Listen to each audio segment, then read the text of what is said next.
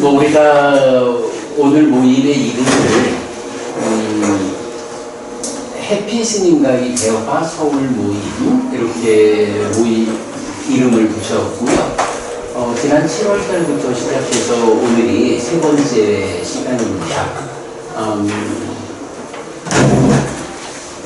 이 모임을 어떤 방법으로 운영했느냐 하면 처음에 그러니까 첫 번째 시간은 오늘 우리가 조금 한 15분 가까이 시작이 늦었습니다만은 1시 30분에 시작해서 그냥 편안하게 우리 대화하는 시간을 첫 번째 시간으로 했습니다. 1시간이 걸리기도 하고 1시간 반이 걸리기도 하고요.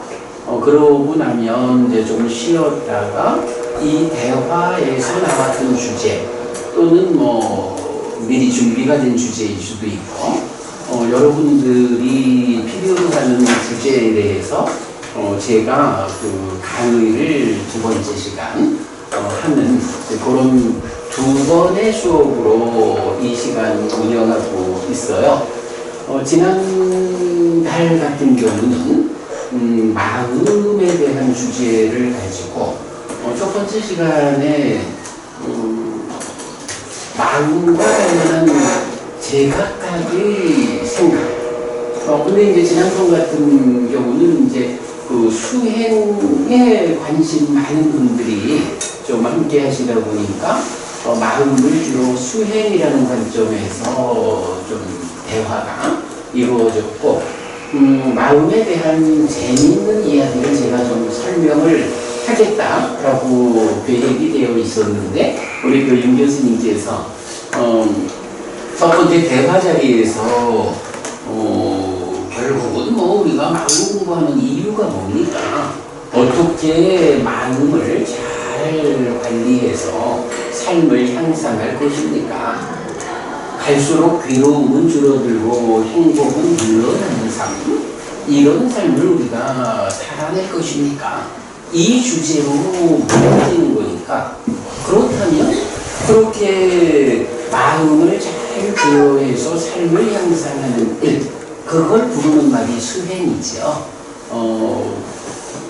첫 번째 시간에서 마음이 그렇게 수행의 관점에서 토론이 되다 보니까 우리 윤 교수님께서 다른 이야기에 앞서서 그 수행과 관련한 몇 가지 주제를 좀 설명하고 가는 게 좋겠다라고 의견을 주셔서 수행이란 뭐냐 하는 것을 지난달에 제가 강의를 좀 했었어요. 지난달 강의는 이제 우리 홈페이지 나중에 여러분 알려드리겠습니다만은 홈페이지에서 동영상과 함께 정리되어서 올려져 있고요. 오늘도 같은 구조로 이 시간 진행할 겁니다. 지난번처럼 우리 마음 이야기를 조금 더 하면 좋겠다 생각이 들고 마음과 관련해서 꼭 어떤 수행이라고 하는 관점에서 접근한다거나 이런 거 없이 산다는 게 결국 몸과 마음이 함께 해서 내가 되어가지고 내가 마음이 몸과 함께 세상을 만나는 이야기가 산다는 거 아니냐.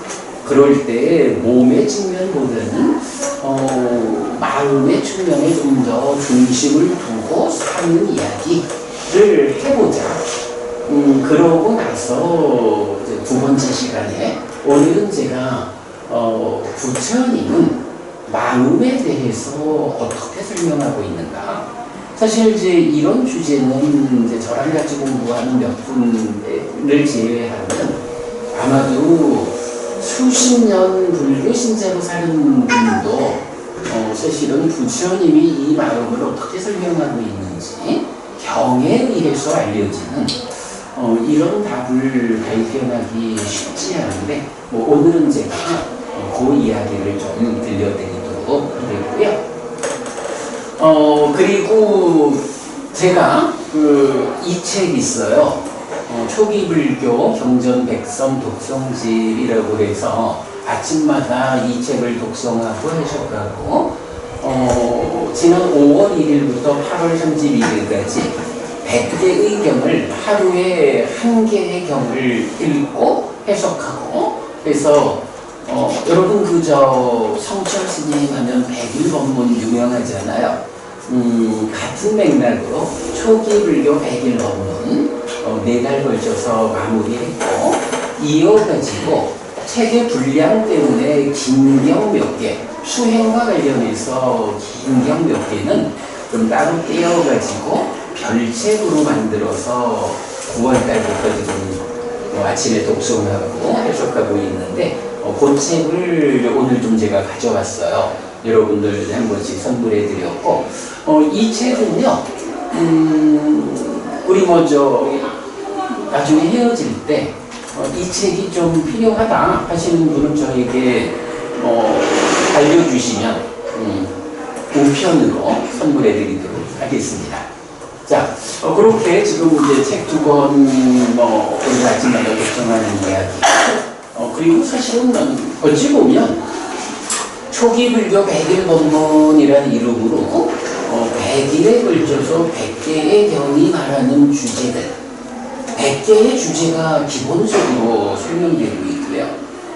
특히 우리 근본경전연구회 해피 스님의 공부 방법은 선배 스님들의 설명을 그대로 익히는 이런 공부를 안 하고 부처님 살아계실 때 설하신 경들 부처님 살아서 직접 설한 가르침을 포괄해가지고 어떤 주제가 있으면 그 주제를 설명하는 다양한 경들을 묶어가지고 결론을 찾는 그래서 사부니까야를 꿰어가지고 주제의 결론을 만드는 그런 공부를 하기 때문에 사실은 백일법문이라고 해도 이 안에서 100개의 경전만 소개하는 건 아니죠.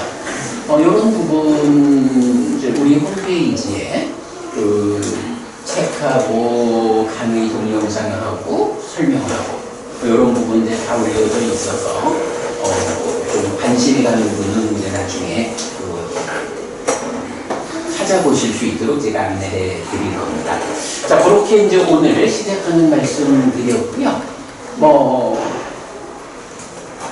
언제나처럼 이렇게 또 우리 처음 만나는 분도 계시고 이래 해서 우리 단식의 방향으로 돌아가면서 우리 인사하는 데 많은 시간을 쓰지는 않았으면 좋겠어요. 그냥 간략하게 나는 누구다 라고 좀 소개하시면서 이제 마음이라는 거 아니면 좀 더 크게 보면 삶이라는 거 저는 내가 그렇게 말해요. 불교가 무엇이냐? 사는 이야기다. 내가 세상을 만나는 이야기, 마음이 몸과 함께 세상을 만나는 이야기가 불교다. 이렇게 말을 하는데 그런 큰 굴레 안에서 마음 이야기, 나는 마음이라는 거 이렇게 생각해 하고 마음과 관련한 어떤 것도 좋습니다. 왜 이렇게 마음이 아플까요? 해도 좋고 죽으면 어떻게 되죠? 사실은 또 우리가 죽으면 어떻게 되느냐라고 하는 이 윤회라는 주제도 굉장히 큰 주제잖아요. 제가 확실히 말할 수 있는 거 하나는 윤회라는 주제에 대해서 부처님을 기준하는 한 가장 정확하게 부처님이 설명하는 윤회를 옮겨서 할 수 있는 사람이다. 제가 이거 하면 확실하게 말을 할 수 있어요. 아마도 다음 달 모임쯤에는 우리가 윤회 이야기를 좀 중심으로 대화해봐도 좋을 것 같고 근데 이건 윤회라는 게 결국은 마음 이야기잖아요. 마음이 이 몸하고 있으면 금생이고 몸이 무너져 죽은 뒤에 이 마음이 이어지는 다음 몸과 함께 살아가면 저 세상이고 내 생이고 이런 거잖아요. 그것도 다 마음 이야기거든요. 그러니까 우리가 오늘 알건 마음이라는 하나의 주제를 놓고 간단히 자기소개하시는 가운데 마음이라는 거 이렇게 한마디씩 하면서 우선 한 바퀴 돌아보면 좋을 것 같아요. 부모님부터 시작하시죠. 넘었습니다. 햇빛 스님하고 인연은 거의 1년이 다 돼갑니다. 그래서 저도 불교가 뭐인가, 저는 절에를 이렇게 사찰을 가지고 했던 그런 불자는 아니에요. 근데 어느 날 불교가 무엇일까 이랬는데 계기가 된 게 아까 성철씨 말씀하셨는데 그 100일 본문 책 두 권을 사서 보면서 이제 좀 끌리는 그런 뭐가 있다. 이래서 불교 공부를 좀 시작을 나름대로 좀 해봤는데 처음에는 조사선을 시작을 했고 그 다음에 조사선 하다가 아닌 것 같아서 좀 다른 각도로 개설 쪽에 공부를 해보다가 그것도 아닌 것 같아서 연기법이 과연 그거 제일 정확하게 해석을 해서 저는 도울 김용옥 선생님의 그 강의를 좀 들어봤어요. 그렇다면 이분은 불자는 아니겠지만은 뭐 유불선 다 이렇게 또 성립을 하시는 그런 분이라서 나름 얘기를 찾다가 쭉 공부를 하다가 햇빛을 만나기 전에는 이준표 교수라는 그 교수님한테서 부다나라에서 한 1년 좀 더 된 세월을 공부를 하다가 제가 어느 날 거기에서 막혀버렸습니다. 연기법이 설명하는 자체에서 그쪽에 중간학파라 이런 사람들이 해석하는 그 연기법 이 자체를 가지고 저는 그때 햇빛 스님이 이런 법을 펴는 걸 몰랐는데 아니라고 생각이 저는 들었어요. 어디서 제가 그걸 가지고 식과 명색에서 이 양반들은 뭐 그냥 형태 이름 이렇게 자꾸 개념적으로 끌고 가서 아 이건 아닌 것 같다 싶고 6.25 질문을 몇 번 이렇게 적어 하면서 이 설명을 들어오는 걸 보서 아 여기는 이 한계가 여기까지만 해서 저는 거기 떠나버린 찰나에 이제 햇빛을 만나가서 공부를 해보니 현재까지 제가 보는 이 관점에서는 부처님이 우리한테 전하고자 하는 그 어떤 법을 정확하게 독해를 해낼 수 있다. 다른 누구의 힘을 빌지 않아. 저는 햇빛 스님의 장점은 독해력으로 저는 햇빛 스님 말씀하셨지만 저는 그게 맞이거든요. 전통적으로 내려오는 해석을 다 배제를 해버리고 그거 가지고는 안 되니까 나름대로 공부를 하셔가지고 저는 그런데 몸이 치게 해석해가지고 정확하게 이걸 해석해 주니 저는 그대로 항시는 살면서 이 나중에 보면 삶의 그 메커니즘이라는 그게 들어있습니다. 이 책에 들어있어요. 요거 하나만 가지면은 대한 저 불교 자체는 햇빛 스님이 설명한 대로 이끌어 들어간다면 수행은 오래 걸렸는지 몰라도 교리적 이론적으로 자체는 체계는 정확히 갖출 수 있겠다 저는 확신하기 때문에 다른 쪽의 불교보다는 햇빛 보탕에서 공부를 좀 해보십사 하고 보내드립니다. 감사합니다. 이주석법은님입니다. 이름을 말씀하는데 그렇습니까? 저는 거기 아침 동에서 여기는 자연이 좋다고 나오고 이름은 이주석입니다. 우리 집사람하고 같이 공부를 하고 있어요. 그렇기 때문에 아침 독성도 같이 산에 가서 우리는 들으면서 이 공부를 즐겁게 현재는 하고 있습니다. 아름다운 분들. 네. 넘어가겠습니다. 말씀.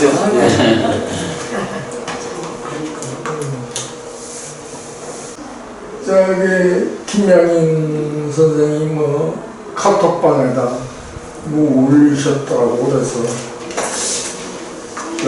부처님 한시 뭐 쪼개짜고 뭐 그런 식으로 있어가지고 이런 거는 한 5, 60년 만에 또 한번 들어보러 가볼까 그래가지고 먼저 달에 한번 와봤어요. 그런데 이제 그때도 모르고 지금도 모르죠.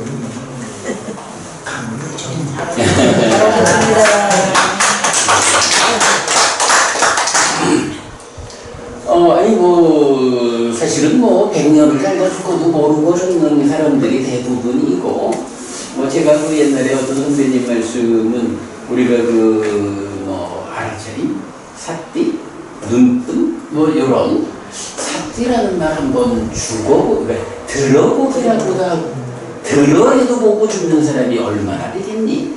이런 말씀도 이제 들은 적이 있어요. 우리가 사실 살면서 정말로 관점을 안으로 돌려가지고 나는 내 삶은 이렇게 좀 진지하게 만나보는 기회가 참 적죠. 괜찮습니다. 이렇게 아직도 정정하시고요. 이렇게 한번 만나보시고 마음 이야기, 삶에 대해서 한번 눈 떠보시면 좋겠다. 우리 박사님 지금 굉장히 겸손하신데 네. 굉장히 박실하신 분이에요. 그러신 것 같아요. 천문팀 우리가 이렇게 하면서 천문팀이 있었어요. 네. 제일로 아주 아는 것도 많으시고. 아니 그래서 이제 오늘 이 자리에서 굉장히 겸손하시고. 말씀을 네. 이렇게 시작을 하시면 그대로 끝까지 말씀을 하실 것 같아서 제가 어디까지 가시냐고 죄송하지만 좀 그리했고요. 이렇게 우선 이렇게 빙고로 하고 넘어가죠. 먼저 안 하셨다는 게 있었어. 근데 이렇게 만나보면 딴딴딴딴 소리 하는 게 아니에요. 그냥 아니 우선은 이제 인사를 이거 반갑습니다. 저는 장주영이라고 합니다. 본명은 아리아나와 남방에 이제 수능으로 들어간 동네이고요. 공부를 좀 하려고 한다고 했는데 실제로 옆에 선생님 말씀하셨듯이 모르겠어요. 날이 갈수록 모르겠어요. 날이 갈수록 모르겠고 제일 제가 궁금하던 부분이 사실 마음이라는 그 부분이에요. 마음이 도대체 마음이 뭔가를 하기 위해서 마음하고 관련된 각종 자료 다 빼놓고 아무리 해도 잘 모르겠어요. 답을 모르겠어요. 그래서 햇빛님께서 좀 잘 해결해 주실 것 같아서 기대합니다. 예보 우리가 한번 같이 해보죠. 자, 인사하실까요? 네, 안녕하세요. 저는 이 하늘에 태양이 있지 않습니까? 딱 한 개 있는 태양에 영어로 sun이라고 합니다. 그 sun이 들어간 소리 성자의 sun이. 성함이 네, 소니. 써니 리가 제 영어 이름이고. 써니 리. 네. 네, 써니 리. 그리고 직업도 영어하고 관련된 네. 것으로 먹고 살았고, 마음은 마음이라는 건 모두가 갖고 있는데 어디에 있는지 모르고 네. 찾고 있는 것인 것 같아요. 맞습니다. 그래서 오늘 한번 저도 찾아보려고 하고 같이 동참해봤습니다. 잘 오셨고요. 안 그래도 아까 김시인님께서 영어 번역을 하시고 말씀하셔서 아니 사실은 이제 제가 공부도 좀 하느라고 하고 그동안 이제 요 책이 세 번째 책이에요. 이제 요 책이 네 번째 책인데 그 책들을 출판하고 정말 교과서 같은 책들을 만들고 또 이제 장로부님도 말씀하시지만 마음이라는 게 무언지 잘 모르겠거든요. 근데 그 마음을 부처님 살아계실 때 직접 사람 가르침에 보면 마음이 무언지를 부처님이 설명을 하고 있어요. 그러니까 우리들하고 완전한 깨달음을 성취했다라고 하는 이 부처님하고는 격이 다르잖아요.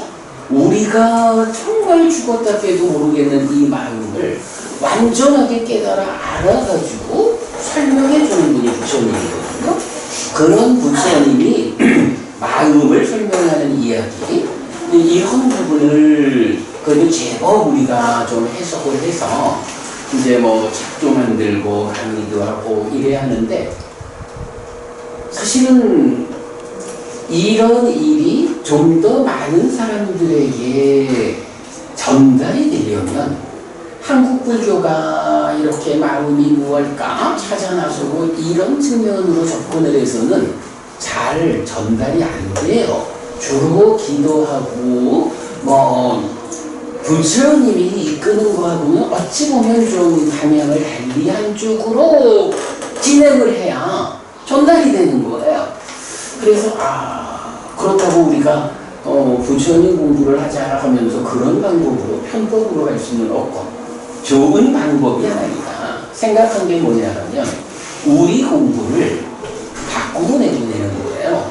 뭐 미국이고 유럽이고 이쪽으로 이 공부의 성과를 정리해서 내보내면 그러려면 이제 영역이 필요하죠. 뭐 영어든 불어든 이렇게 그 사람들의 언어로 번역을 해서 내보내야 하는데 그러면 그렇게 번역해서 그쪽에 가서 한국 불교와는 다른 관점으로 그 사람들은 접근을 하니까 이거다라고 사실은 우리가 하는 공부가 불교의 근본이 된다라는 것이 거기에서 인정이 될 것 같은 거예요. 그러면 한국에서 아무리 해도 관심 없는 사람들이 미국에서 어떻다 유럽에서 어떻다 그러면 그걸 역으로 수입해 와가지고 이게 최고라고 하는 그런 성향들이 좀 있어요. 그래가지고 제가 우리 책을 영어로 번역하기 위해서 뭐 좀 여러 사람들 좀 도와달라라고 이제 하는데 그게 잘 안 돼요.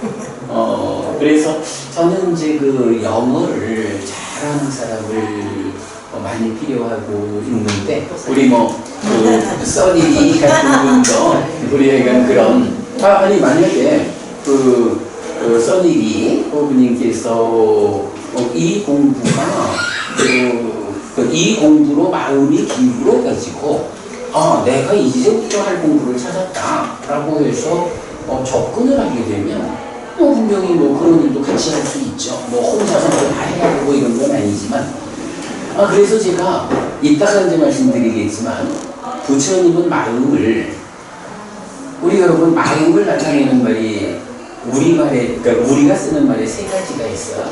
마음 진짜로 해서 심이라는 게 마음이잖아요. 그런가 하면 그 식이라는 말을 하잖아. 안식, 이식, 비식, 설식, 신식, 의식 이런 식이라고 하는 말도 그대로 이게 마음이거든요. 그런가 하면 여러분 우리 몸과 말과 마음으로 업을 지느냐 이럴 때 신업, 구업, 의업 이러는데 요 뜻의자로 쓰는 의도 마음이거든요. 신이라는 마음도 있고 의라는 마음도 있고 식이라는 마음도 있어요.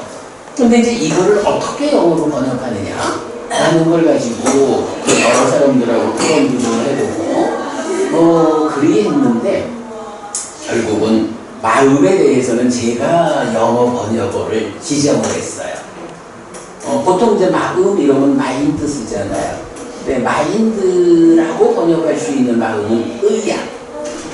의고 저는 그 심이라고 하는 마음은 하트라고 번역을 했고 식이라는 마음은 업이에요. 이렇게 이제 번역을 했는데 뒤에 한번 설명드리기로 하고요. 어쨌든 그 영어에 대한 능력을 가진 분이 오늘 이렇게 함께 하시니까 되게 반갑습니다. 선생님 분이 우리 얼굴을 잘 좀 만나봅시다. 자, 제가 또 중간에 끼어들었고요. 법은님 인사하실까요? 반갑습니다.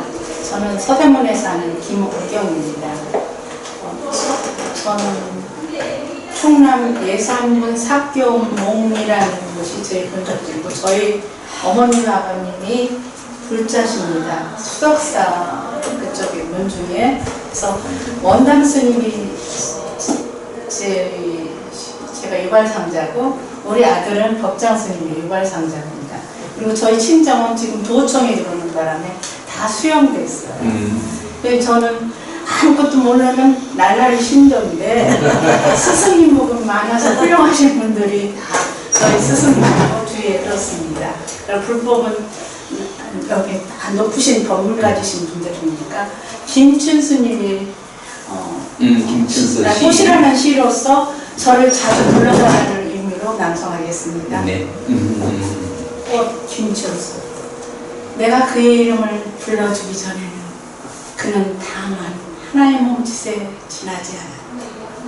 내가 그의 이름을 불러주었을 때 그는 나에게로 와서 치되었다. 내가 그의 이름을 불러준 것처럼 나의 이 빛깔과 향기에 알맞은 누가 나의 이름을 불러 그에게로 가서 나도 그의 꽃이 되고 싶다. 우리들은 모두 무엇이 되고 싶다. 나는 너에게, 너는 나에게 잊혀지지 않는 하나의 의미가 되고 싶다.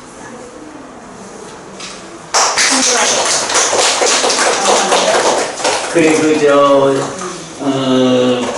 이름을 불러서 꽃도 되었고 또 훌륭한 그 스승복이 많아서 훌륭한 스승님들 다참 부럽고 좋은데 그럼에도 불구하고 그래 어머님 마음은 편안하셔요? 마음이 좀 요새 괴롭습니다. 네. 오늘 우리가 그렇게 좋은 조건들이 가득함에도 불구하고 왜 요즘 마음이 괴로울까? 마음이 왜 편치 않을까? 마음 이거 뭔데 지 혼자 편치 않게 나를 불편케 할까? 뭐 이런 이야기 같이 한번 해보죠. 예. 그래도 굉장히 편안해 보이셔요. 제가 큰 스님들이 생전에 계실 때는 모든 나쁜 업을 막아주셨는데 편안했는데 저희 동생은 진짜 대보살이거든요. 저는 하고 싶은 일 다 하고 날라리 신도지만 우리 동생은 진짜 참 보살입니다. 항상 어려운 사람 보시하고 그랬거든요. 근데 진짜 부처님이 계시다면 왜 이렇게 선행한 사람을 그렇게 고통을 주십니까? 그러니까 말이죠. 아니 그래서 이제 그런 부분이 어머님 말씀을 들으면서 생각되는 게 첫째로 어른 스님들이 계셔가지고 법은 이걸 방패하게 해주지 못한다. 자기의 삶은 그 어른과 함께하는 과정을 통해서 내가 스스로 잘 살 수 있는 사람이 되는 거고 나를 지키는 거는 나 자신이지 그 어른 스님들이 나를 지켜주지 못한다 라는 이야기 하나 있고 그 다음에 이제 근데 이제 그런 부분도 우리가 이제 한번 시간을 가지고 대화해 보기로 하겠고요. 그 다음에 이제 그런 대보살도 사셨는데도 왜 그런 어려움을 겪게 될까? 네, 라고 하는 부분, 이제 그런 부분도 이제 부처님이 설명하는 업의 이야기. 그래서 보면, 여러분도 다 아시지만 업에는 과와 보가 다르다. 근데 이 장로분이 우리 업의 과와 보라는 이야기를 보통 보면 과보 묶어서 말을 많이 하잖아요. 근데 부처님 설명은 과라는 것과 보라는 것을 구분을 해요. 어떤 행위를 통해 가지고 거기서 결과가 생겨나는 건 과고 생겨난 결과가 다른 조건들하고 엮여가지고 익어가지고 다른 값이 되어가지고 경험되는 거 이런 거를 보라고 하거든요. 과라는 것과 보라는 게 이게 구분이 돼요.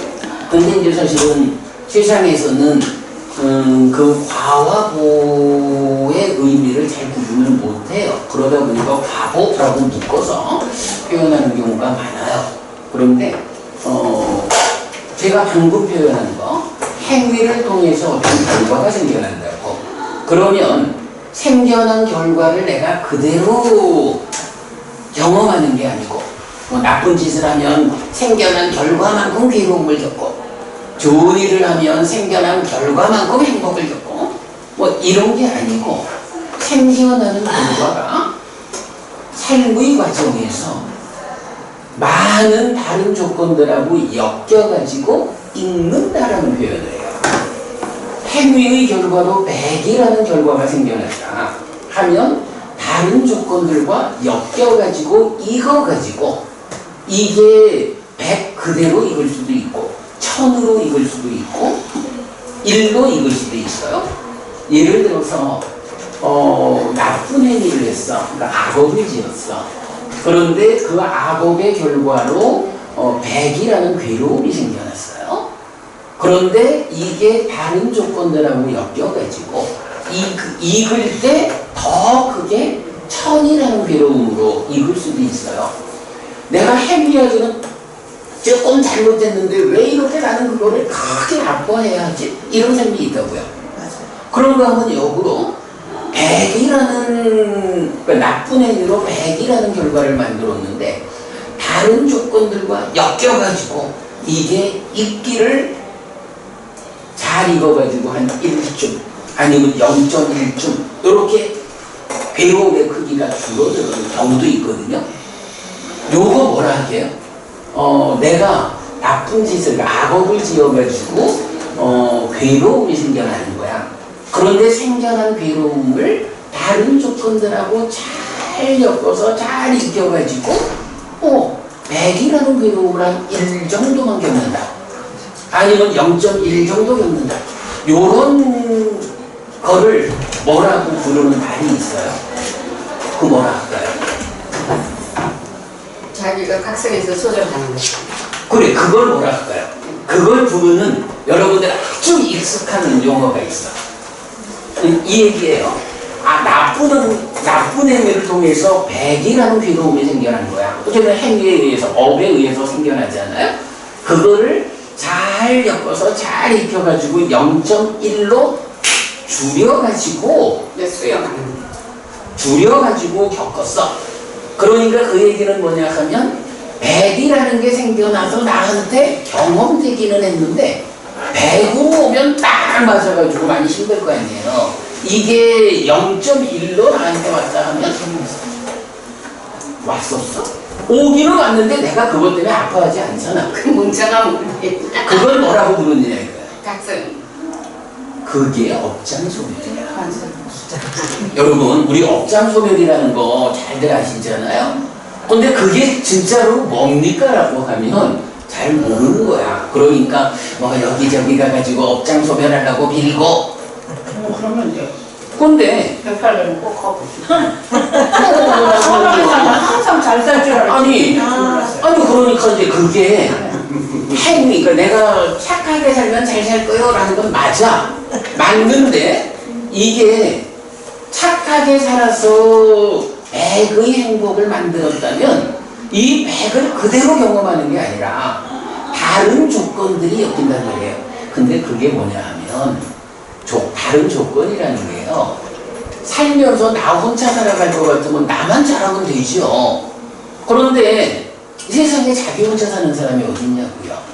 세상이라는 게 경우에 따라서는 내가 감당할 수 없는 힘으로 내 삶에 영향을 주는 게 세상이잖아요. 이런 나와 세상이라는 다양한 것들이 엮인다고. 아니 경우에 따라서는 내가 아무리 잘해도 갑자기 지진이 일어나고 쓰나미가 닥쳐오고 전쟁이 나고 이러면 그게 뭐냐 하면 내가 선업을 지었어요. 착한 행위를 했어요. 하는 거하고 별개로 내 삶에 영향을 미치는 다른 조건들이라고. 이런 조건들하고 내가 착한 일을 해서 만든 그 행복이라는 결과값이 엮인다고. 그러면 내가 참 훌륭하게 행복을 만들었지만 쓰나미가 닥쳐오고 전쟁이 나고 그러면 그 와중에 100이라고 만든 거를 이런 다른 조건들과 엮여서 이끌어서 그저 요만큼밖에 행복을 못할 수도 있는 거예요. 그런가 하면 역으로 우리나라가 때로는 불경기에 막 힘들 때는 IMF 오고 이런 거는 내가 아무리 최선을 다해도 최선의 노력을 다른 조건들에 엮여가지고 다 누리질 못하잖아요. 근데 국가가 발전을 하고 잘 운영되고 아주 좋으면 나는 요만큼만 잘해도 그것 때문에 내가 얻을 수 있는 게 얼마나 크냐. 이런 식으로 부처님은 그렇게 말씀을 하셔요. 누가 내가 행위해서 생겨난 그대로를 경험한다라고 말하면 그런 사람은 범행을 실천할 수 없다. 그러니까 범행이라고 하는 게 이제 더 좋아지는 삶의 향상을 꾀할 수 없다. 그리고 어떤 삶을 살고 그것에 따르는 보를 경험한다 라고 관점을 가지고 살아가는 사람은 삶을 향상할 수 있다. 이렇게 말하거든요. 하루고 과와 고의 차이가 큰 거예요. 지금 이제 어머님 말씀하시는 어찌 보면 어른 스님들이 계실 때는 그분들이 다 막아준다 뭐 이런 부분도 그분들이라는 조건이 함께해서 그분들한테 잘 배우고 함께 하면서 그분이 잘 엮이고 익어서 좋았던 거지 그분이 막아줬다라고 보면 안 돼. 우선은 내가 좋은 건 내가 잘한 거예요. 이런 개념으로 봐야 하고 동생분께서 그렇게 훌륭히 살았는데도 불구하고 때로 불편한 일을 겪는다라는 거는 삶이라는 우리 어쨌든 산다는 게 그렇잖아요. 내가 만나는 세상이 왜 대개의 경우는 나보다 힘이 세다고. 그러니까 나의 행위의 결과가 세상과 엮여서 있는 가운데 내가 얻은 것보다 훨씬 작은 값으로 그거를 경험할 수가 있는 거예요. 부처님은 그 업에 대한 과하고 이 법칙성을 말하는데 우리가 이제 두고두고 좀 얘기하기로 하고요. 어쨌든 이제 그런 점.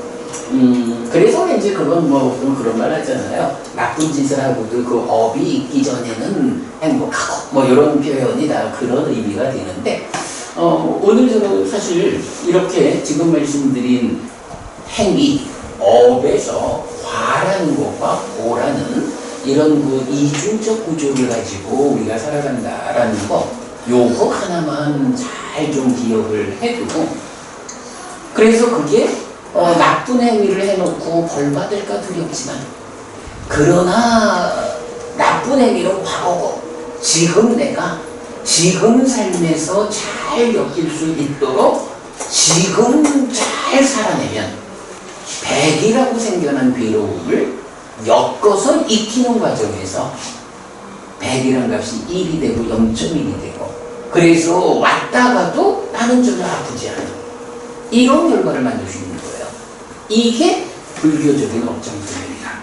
뭐 가가지고 뭐 기도하고 제사 지내고 뭐 사주를 바꿔볼까 이렇게 업장이 소멸한다 라고 부처님도 말하지 않아요. 그런데도 가고 싶어.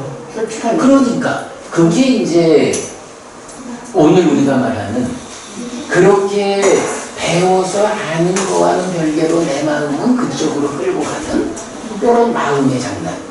마음이 뭐길래 그런 장난을 할까? 이제 이런 부분을 사실은 우리가 잘 모르잖아요. 그러니까 부처님이라는 스승에게서 이런 마음에 대해서 배워보자. 그래서 마음을 좀 잘 관리하자. 마음이 잘 관리되어야 내 삶이 내가 표현하는 잘 만들었어.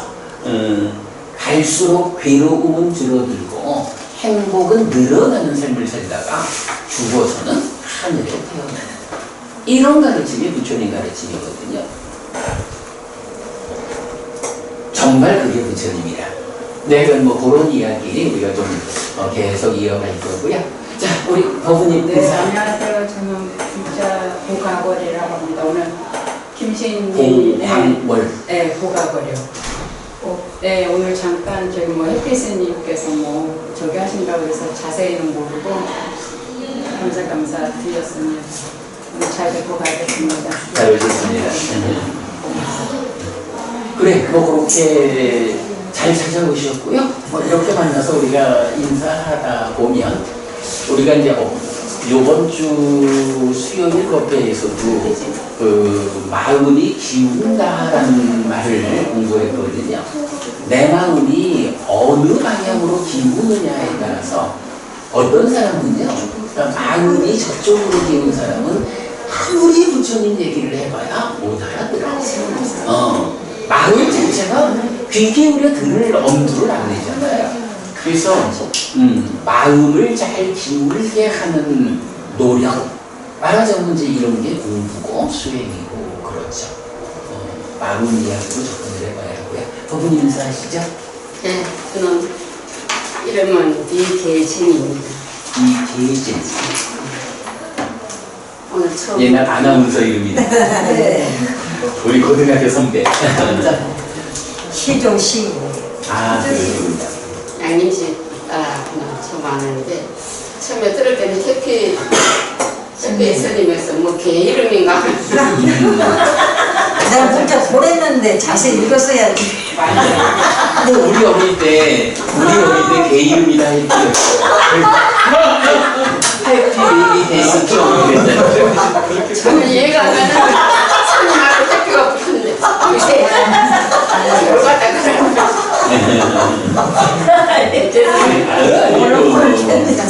다 그렇죠.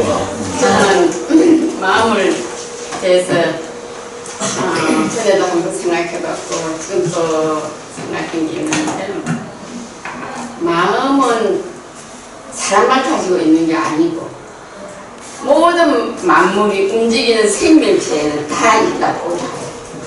네. 그래서 그 마음은 그냥 어떤 상태로 있느냐 움직이느냐 안 움직이느냐 이거는 상대적인 거예요. 아, 마음이. 네. 그래서 그렇죠.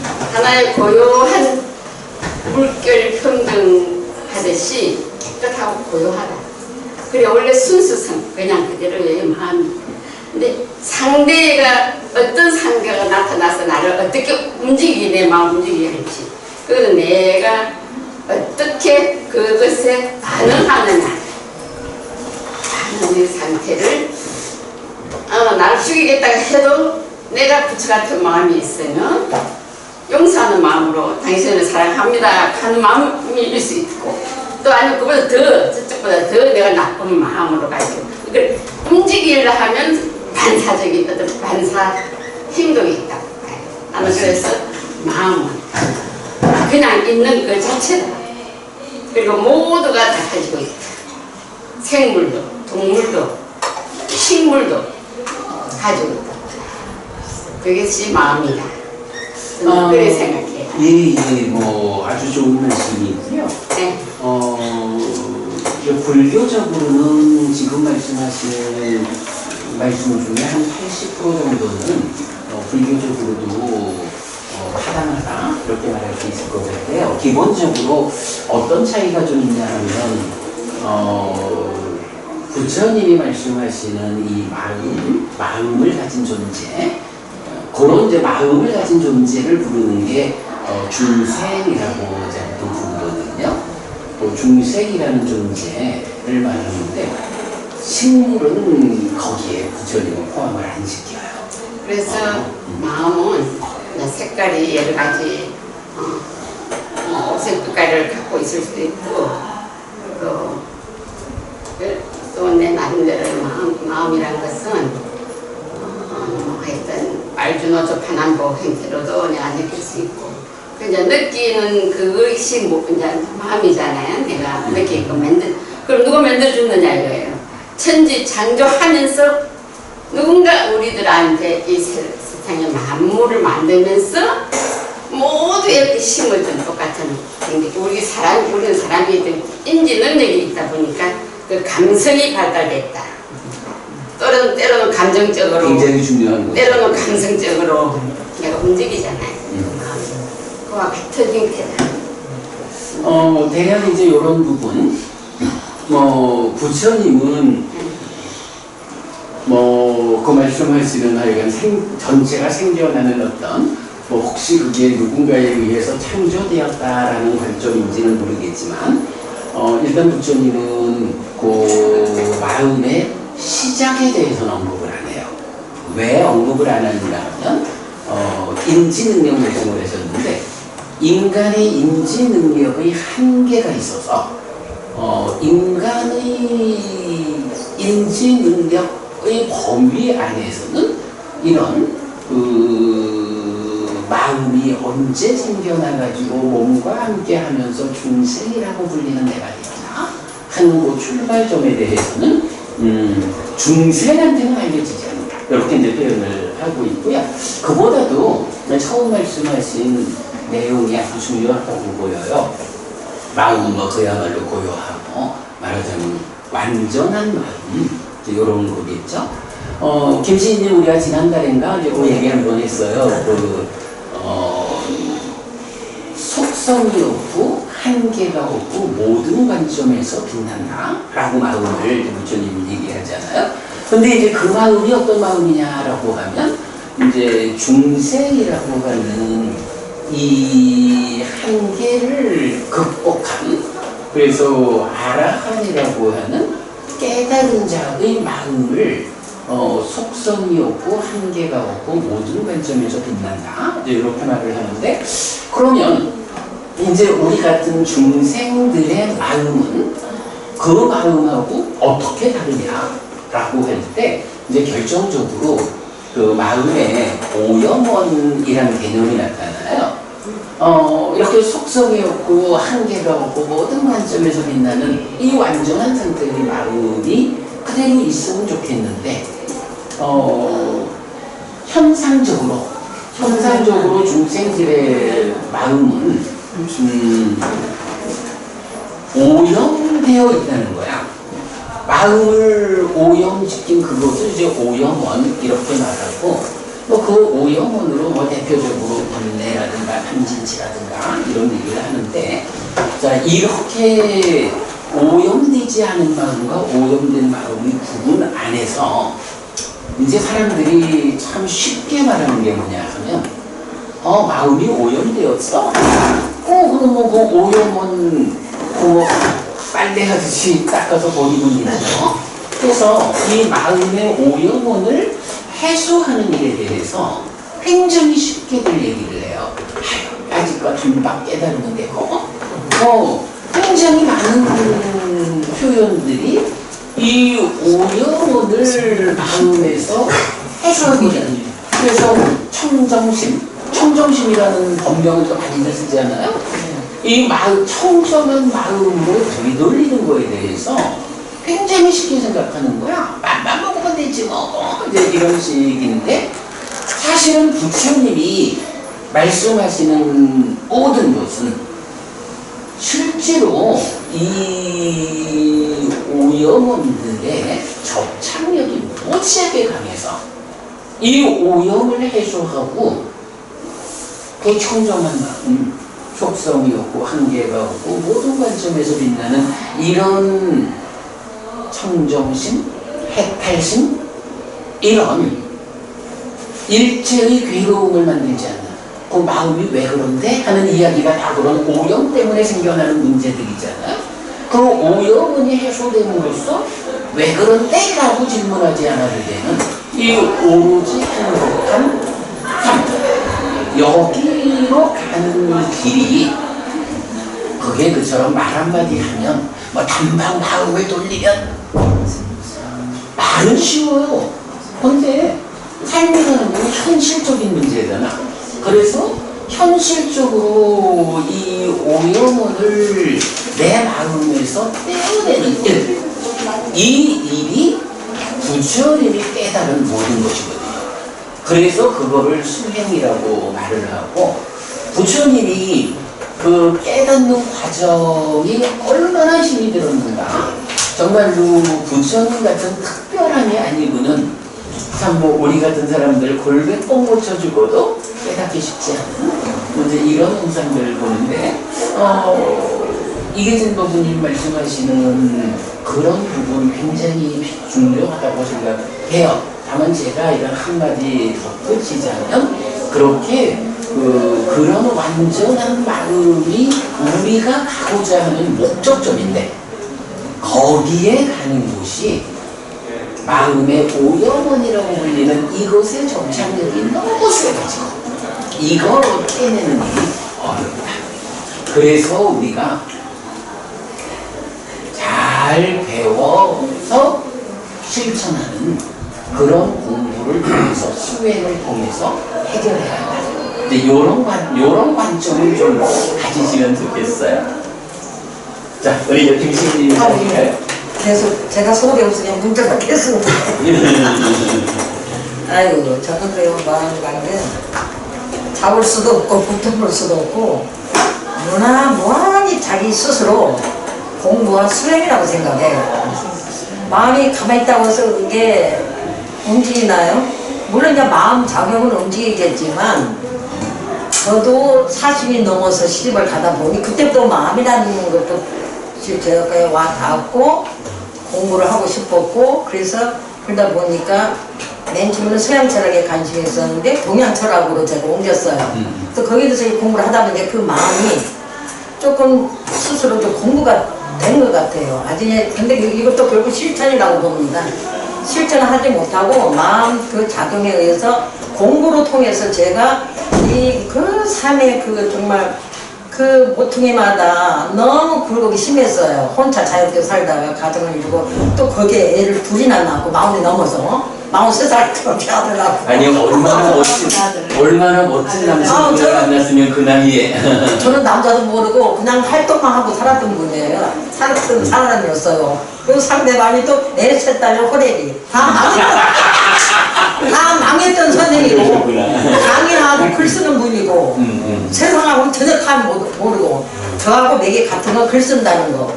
저는 시를 쓰고 그분은 이제 시사적인 거 뭐 종교 철학을 했기 때문에 다행히 제가 그래도 삶에 이탈하지 않고 살았다는 건 제 마음을 그나마 공부로 그걸 버티고 견디고 이기고 조금은 지금 제가 굉장히 사람들이 어떻게 이렇게 밖에 살아요. 근데 아직도 현실 문제는 해결되지 않아요.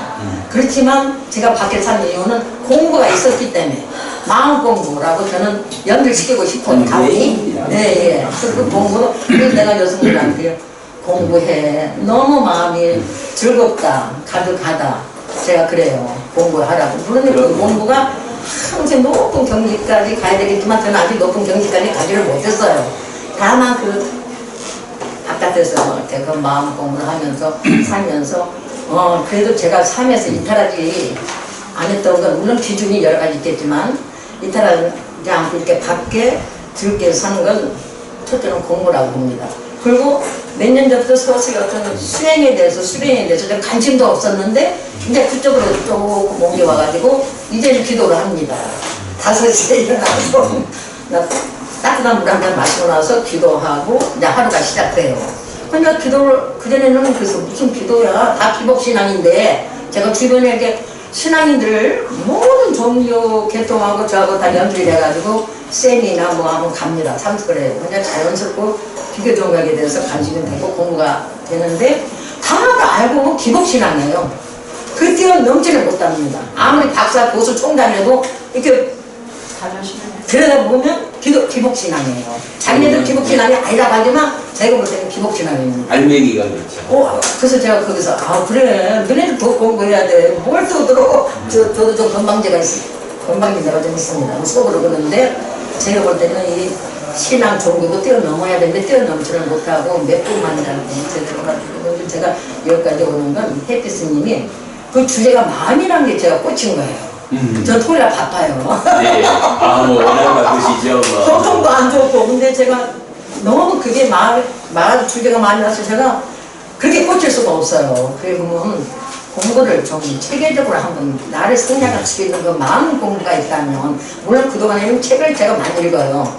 불교 철학에 대해서도 한참 관심이 있어요. 제 번에 불교 박사들도 많고 막 책도 많이 읽고 강의도 많이 듣고 강의 속에서 살아왔고 하지만 답은 없다고 봐요. 자기가 스스로 찾을 수밖에 없고 근데 이번에 제가 그 마음이라는 주제 때문에 제가 홀려가지고 열심히 공부하겠습니다. 예, 일단 이건 우리가 아니 어쨌든 뭐 산다는 게 마음이 몸과 함께 세상을 만나는 이게 사는 거기 때문에 마음에 대해서 우리가 잘 바르게 배워 알지 않고는 노력만 한다고 해서 성과가 얻어지는 건 아니거든요. 마음 이야기 우리 좀 잘 해봐야 합니다. 우리 인사하실까요? 안녕하세요. 저는 이용주라고 합니다. 호는 볼관자 바다의 자 관해라고 쓰는데요. 누가 물어봐서 관해라고 하면 다들 불자 아니냐고 하는데 저는 그냥 엉터리 유자입니다. 그러시군요. 성균인가요? 네. 지금은 이제 성균관에 그만뒀지만 예전에 이제 성균관에 이제 근무를 했었고 지금도 이제 물론 이제 분양 때문에 다 갑니다. 가서 그거야 이제 문자님하고 저 사이의 문제지 다른 건 아닌데 이제 오늘 그 톡방에 이제 계속 올라오는 카톡방이 더 마음 쉬워요. 오늘은 주제가 이제 마음이라고 하길래 제 마음이 뭔가 제가 아는 마음은 유행가 가사 중에 내 마음 나도 몰라라는 그것밖에는 모르는데 그나마 그 유행가 가사도 끝까지 모릅니다. 네. 그래서 오늘 그냥 한번 그 말씀을 들으라고 왔습니다. 잘 오셨습니다. 내 마음 나도 모르는데 그런데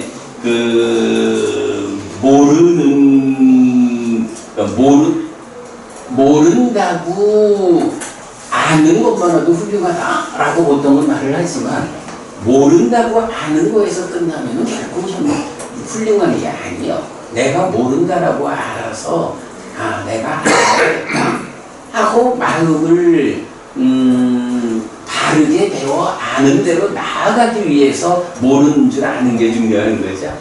아무튼 뭐 잘 오셨습니다. 그리고 뭐 공자는 공부를 하는 분이시면 뭐 마음에 대해서 사실은 말씀은 저래 해도 잘 알고 계시죠. 뭐. 아무튼 잘 오셨습니다. 반해 그분님. 네. 자, 선생님분 인사하시죠. 안녕하세요. 본명은 선주고 이름은 김순정입니다. 글쎄 마음에 대해서 저는 마음을 이렇게 정리를 하고 있어요. 식과 명색이 함께해서 이 모범 명색이라고 생각하고 이 식이 오늘 햇빛선님에 의해서 10월식에 대해서 공부를 한다고 해서 오늘 이날에 1시 30분에 가야 된다는 그 마음, 그 시기 오늘 가자 해서 이 명색을 끌고 와서 이 자리에 앉아 있는 것 같습니다. 근데 목표는 이 공부하는 거는 이 불교 공부는 그런 것 같아요. 요즘에 하면 할수록 괴로움이 엄청 밀려오는 거. 근데 거기에는 어떤 마음인지 내가 한번 들여다봤더니 이제 죽음에 대한 게 많이 있더라고요. 제가 이게 괴로움이 뭘까? 저녁에 공부를 행복하기 위해서 하는 건데 하면 할수록 이 괴로움이 더한 거는 죽음에 대한 이 모든 것을 놓고 가는 건데, 그러면 놓고 가는 건데 거기에 대해서 내가 무슨 집착이 있나? 그 또한 그것도 아닌데 그거를 요즘에 많이 어느 때는 어차피 그래 이 시기 지금 현재 하는 행동 이 시기 다음 세계에 윤회를 한다면 지금 여기에서 내가 그렇게 하루에 불법성 3부에 기여하면서 5개를 지키면서 이렇게 막 하는 내가 다음 생은 내원궁회로 과연 갈 수 있을까? 도솔천 내원. 도솔천 내원궁. 글쎄 그거를 목표를 해서 오늘도 한번 그렇게 가보자. 그렇게 그러면서 하루하루 늘 뭐라고 했을까? 살얼음 같은 그런 삶을 살고 있는 것 같아요, 제가. 근데 다 좋은데 목표치가 너무 낮아. 너무 낮아요. 아니 도솔천 내원궁 뭐 많이 말하지만 아니 이게 부처님도 도솔천을 해서 우리가 이제 그 중생들이 아까 이제 이거분이 말씀하신 이제 그런 존재, 이런 존재가 그러니까 몸과 마음으로 구성되어 있는 이런 존재를 중생이라 하고 중생들의 삶의 터전이 되는 그 공간을 이제 세상이라고 표현을 하거든요. 그러면 중생들이 있는 이 세상이 어떻게 구성되느냐라고 하면 욕계라는 세상, 색계라는 세상, 무색계라는 세상 해서 3계라고 불리잖아요.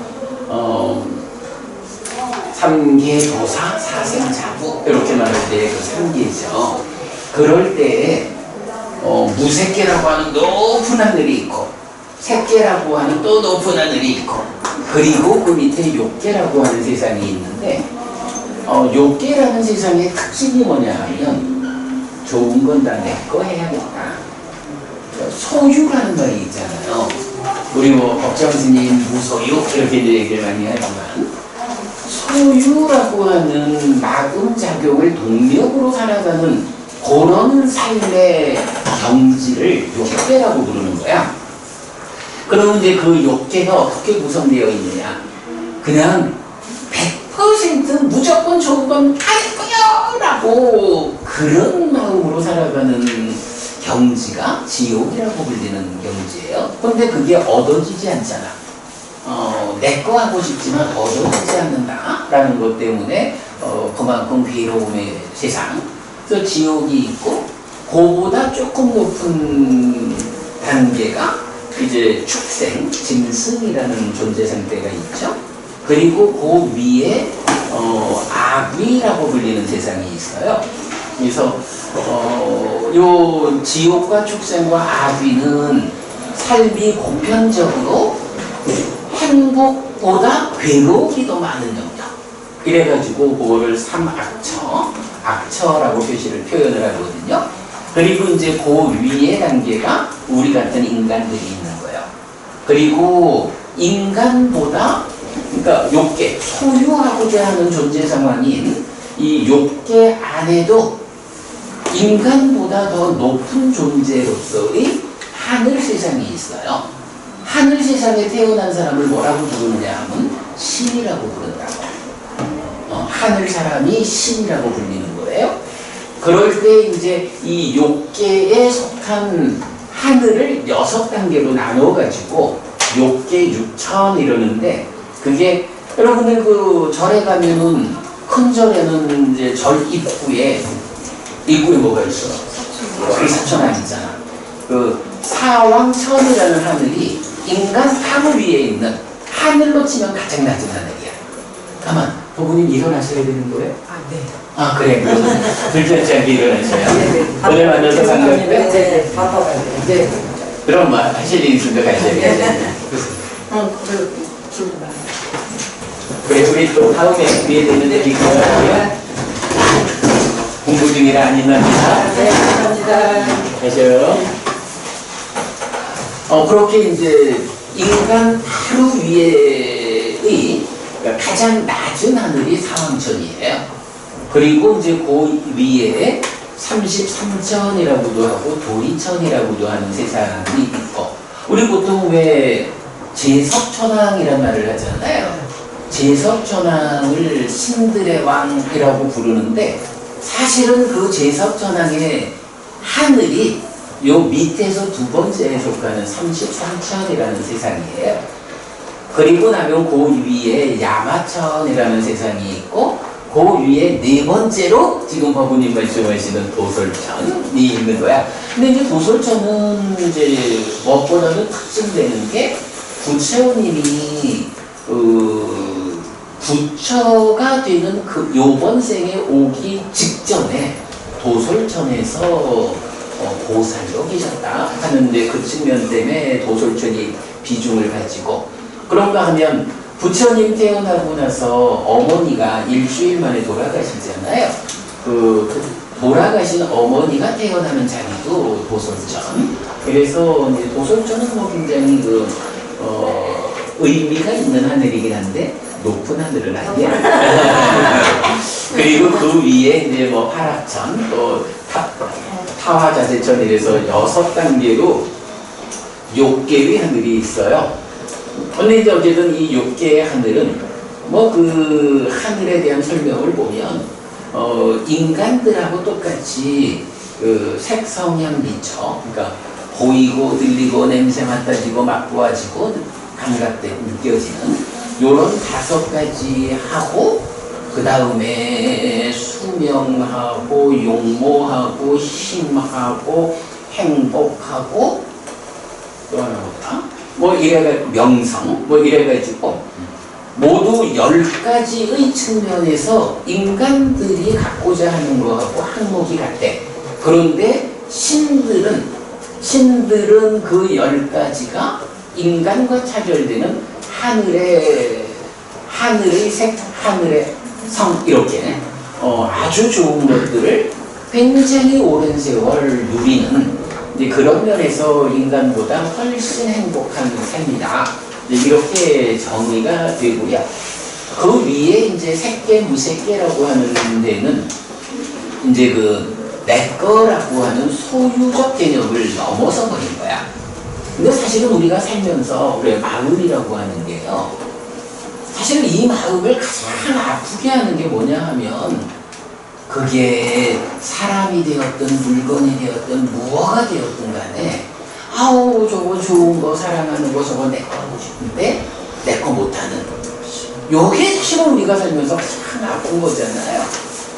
이런 그 소유라고 하는 거, 이 소유의 범주에 있는 이런 하늘, 인간 이렇게 있는데, 그렇다고 해서 정말로 이렇게 소유하는 것을 다 가지면 그게 정말로 커다란 만족, 커다란 행복을 주느냐 하면 그러지 못한 거예요. 왜냐하면요, 아무리 좋은 거를 내가 갖고 싶어서 가졌다 해도 예를 들어 말하는 거야. 선주보부님, 우리 이주석 보부님이 마음에 들어가지고 저거 내 거 해야지 해가지고 결혼을 했어. 그래서 이주석 보부님을 내 거로 소유를 했어. 그랬는데 살다 보면 그 이주석 보부님이 좋기만 하던가. 아니야. 아니죠. 근데 그게 이제 왜 그러냐 하면 그게 정상이네. 그게 이제 설명되는 게 뭐냐 하면 무상하다라는 말을 쓴다고요.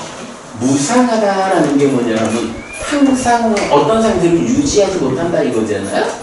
그런데 왜 그런 상태를 유지 못하느냐라고 하면 무상의 의미는 다양한 조건들이 결합해서 결과를 만든다라는 원리거든요. 근데 처음에는 이주석 이러면은 되게 이쁘고 좋아가지고 사랑해가지고 내 거 하고 싶어서 결혼했는데 결혼해가지고도 원래 그대로 이쁘고 사랑스럽고 하면 얼마나 좋아요.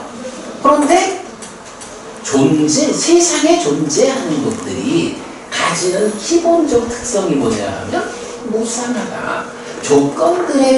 조건들이 결합해서 생겨나는 거기 때문에 이제 부부 아닐 때에 좋아 보이든 그것도 부부가 돼서 살다 보면 안 좋아 보이는 것도 많고 이렇게 다양하게 남편에 대해서 내가 인식하는 관점들이 달라진다고.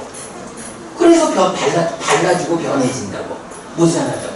그래가지고 좋은 줄만 알았던 그 상태가 유지되지를 못하고 때로는 내가 미쳤나 저 사람하고 결혼하게 이럴 수도 있는 거예요.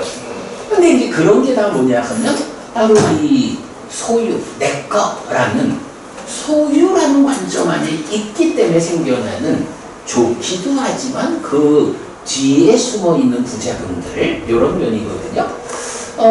예를 들어서 서양 철학자 에리 프롬이라는 사람은 소유냐 존재냐 라고 해서 이런 소유적인 삶과 소유를 극복한 존재 자체를 오롯이 드러내는 이제 이런 삶을 말하는데 이제 색계 무색계라고 하는 세상이 바로 그 소유를 넘어서 존재를 드러내는 이런 삶의 의미거든요. 그래서 한마디로 말하면 이런 욕계의 6 하늘이 되게 행복하고 오래 산다라고 하지만 그게 그런 소유적인 삶이라는 것이 가지는 한계가 있는 거예요. 그래서 이제 잘 마음을 다스려가지고 손주부부님 내 남편이라는 관점에서 내 거라는 관점으로 보다 보면 때로 믿기도 하거든. 그런데 그 내 거라고 하는 소유적인 마음작용을 내려놓고 저 사람은 저 사람대로 하나의 존재고 나는 나대로 하나의 존재 대 존재가 오롯하게 1대1의 관계로 만나는 요렇게 보는 눈을 바꾸잖아.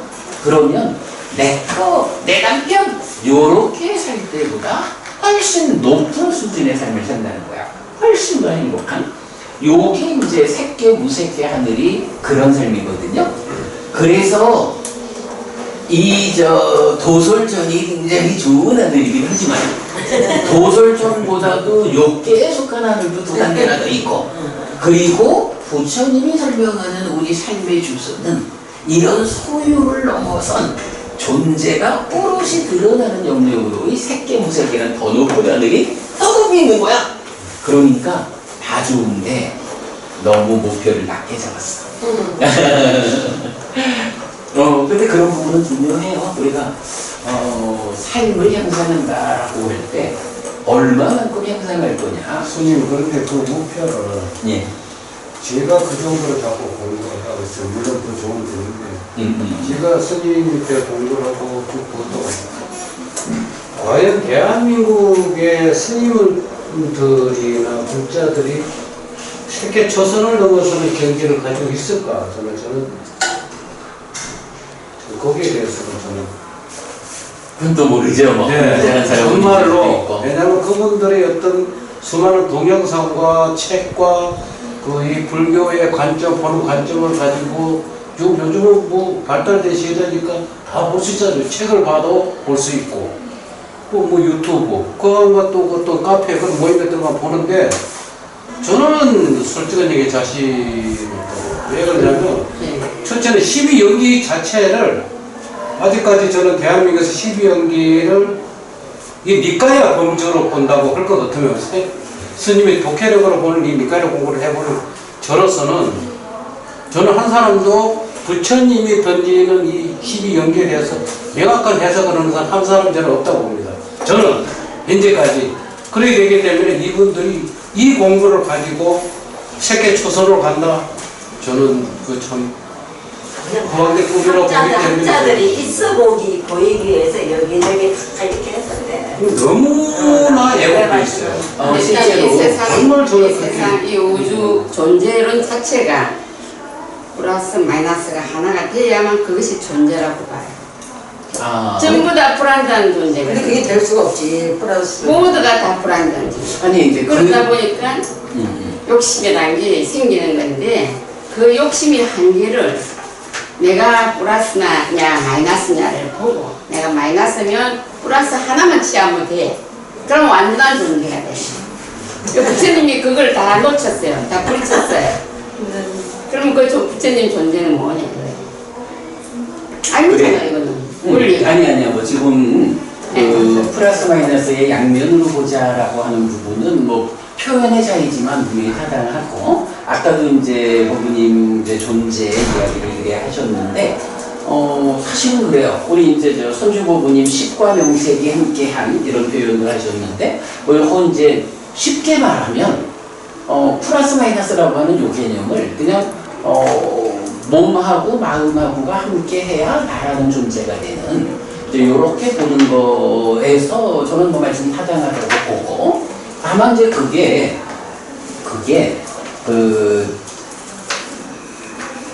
뭐 우선 관계라 할까 선후 관계라 할까 이런 측면에서 보면 플러스 마이너스가 반드시 함께 하는 거요라고 하는 고관점에서는 한계를 두는 거야. 그러니까 중생이라고 하는 욕계색계 무색계라고 하는 마음이 몸과 함께하는 달리 말하면 이 마음이 아까 얘기했던 속성이 없고 한계가 없고 모든 관점에서 빛나는 이런 청정한 마음이 오염원 때문에 몸에 구속되어진 상태가 이제 마음이 몸과 함께해서 나라는 존재가 되어진 플러스 마이너스가 함께한 이런 상태인 거고 이것이 단위성을 가지는 건 아니야. 불교는 거기에서 바로 그 오염원의 해소 과정을 통해서 마음이 몸에 구속된 상태를 해소하고 그럼으로써 몸이라는 사실은 물질로 된 몸이 제한적이잖아요. 그것 때문에 괴롭고 늙어가고 병들고 바로 이런 몸의 구속에서부터 벗어나는 것을 해탈이라고 말하고 깨달았다 말하고 열반을 실현했다 말하고 몸에 구속된 삶을 윤회하는 삶이라 말하고 바로 그 플러스인 마음이 마이너스인 몸에서부터 몸의 구속으로부터 벗어나는 요거를 해탈했다 말하고 윤회에서 벗어냈다 불사가 실현했다 이렇게 말하는 거거든. 말씀이 다 좋은데 제가 불교 신자인 입장에서 토를 달자면 그 플러스 마이너스가 함께한 중생으로의 존재 상태가 단위성을 가지는 건 아니야. 이거는 오염원이라는 문제 상황에서 플러스 마이너스가 함께한 몸과 마음이 함께한 그러니까 여기서는 남녀의 관계, 남녀의 플러스 마이너스가 아니고 몸과 마음이라는 이런 상태가 분명히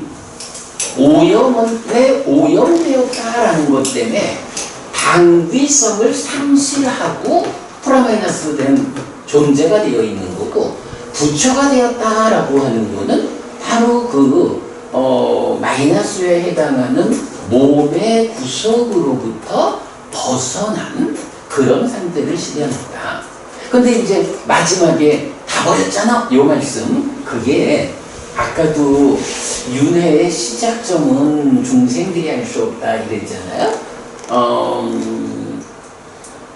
부처님이 이제 여든 돼가지고 몸을 내려놓고 이제 돌아가신다고 그러면 이제 더 이상 몸에 구속되지 않게 되었으니까 태어나지 않잖아요. 태어나지 않게 된 부처님의 마음은 어떤 상태에 있는가? 이 부분을 이제 많은 사람들이 관심을 가져요. 그러니까 속성이 없고 한계가 없고 모든 관점에서 빛나는 이 마음이 몸에 구속되지 않은 그 상태는 어떻게 존재하느냐 하는 부분인데 부처님은 이 부분에 대해서는 뭐 14무기라고 하는 교리가 있어요. 부처님이 그 답을 찾으려면 끝없이 가봐야 답을 찾을 수 없다. 이입되지 않는다. 라고 해서 답을 하지 않는 10가지 질문이 있어요. 근데 이제 그 중에 부처님 돌아가신 뒤에 존재합니까? 존재하지 않습니까? 존재하기도 하고 존재하지 않기도 합니까? 존재하는 것도 아니고 존재하지 않는 것도 아닙니까? 라고 4가지 경우로서 질문을 하는데 부처님은 그 4가지 경우 모두 아니다 라고 해서 인정을 안 하는 거야. 근데 이제 이게 사실 뭐냐 하면 이런 몸과 마음이 함께한 프라마이너스가 함께한 이런 존재 상태를 직접 표현하는 말이 뭐냐 하면 우리 같은 사람들을 무명에 덮이고 가래에 묶여서 옮겨가고 윤회하는 중생 그렇게 표현하거든요. 오영원이라는 것의 가장 근본을 차지하는 게 무명이라는 것과 가래라고 하는 거야. 12연기에 약간 중심이 되는 그거잖아요. 이 무명과 가래라는 게 오염 상태를 만들어서 몸에 구속된 삶을 살게 한다고. 그런 오염 상태에서는 그 오염에서 벗어난 해탈된 마음의 그 상태가 어떤 상태로 존재하느냐라는 것을 인지 능력의 한계로 그러니까 무명과 가해라는 게 방해하기 때문에 그 부분을 보지 못한다. 그거를 보려면 어떻게 해야 되느냐? 한 가지 방법이 있다. 바로 무명과 가해라고 하는 방해되는 이것을 해소해야 한다. 즉 오염을 완전히 해소하면 그때 볼 수 있다. 근데 그 오염원이 해소된 그 상태가 깨달은 상태, 바로 몸의 구속에서 벗어난 이런 완성의 상태가 되거든요. 그래서 말씀하신 프라마이너스가 함께한 이 상태에서는 볼 수 없고, 그러기 때문에 부처님은 우리가 중생이라는 이 제한된 삶에 있다라는 프라마이너스가 함께한 이 상태가 방비라고 말하지 않는 거야. 그거는 오염에 의해서 오염 때문에 그 비정상적인 상태로 우리가 이렇게 존재하고 있는 거지. 이렇게 중생으로의 삶을 당연한 것으로 받아들이면 안 된다. 그래서 결국 깨달아서 벗어나야 한다 하고, 그 벗어나는 과정이 공부고 수행이고 이런 거죠. 그래서 아까도 제가 오염원을 해소하는 일은 참으로 어렵다. 그거 쉽다고 말해서는 안 된다 하는 이야기를 하는 거죠. 당위성의 여부로만 좀 보면 좋을 것 같아요. 시간 많이 됐나요? 그렇구나. 벌써 1시간 한 20분 가까이 우리 말씀 나눴네. 자, 뭐 요 주제로 더 하실 말씀 없으시면 좀 쉴까요? 그래, 그러면 지난번에 뭐 우리 10분만 쉬자고 했는데 뭐 가서 차 한잔하고 하다 보니까 저절로 20분이더라. 3시 반에 그러면 제가 예고해둔 대로 오늘은 그 마음에 대한 이야기. 제가 우리 윤 교수님은 늘 마지막에 정리해달라고 지금 요 시간 마무리해 주시고 시작. 빨리 쉬어야 하셨잖아요. 예, 저는 윤미라고 합니다.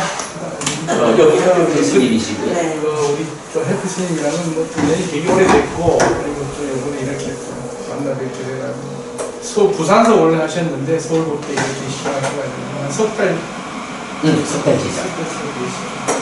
감사드린 거예요. 만나 뵙게 됐죠. 빨리 가서 쉬셔야 됩니다. 이 시기로 그럼 3시 반에는 시작하겠습니다. 네. 그래서 지난번 하려다가 미뤄놨던 마음 이야기. 이제는 강의를 하시고요. 직접 강의. 토론은 끝나고 여기서 여기서 강의. 예, 얘기하시죠. 네, 이 강의가 진짜 강의. 자, 우리 좀 나가서 좀 시작하죠.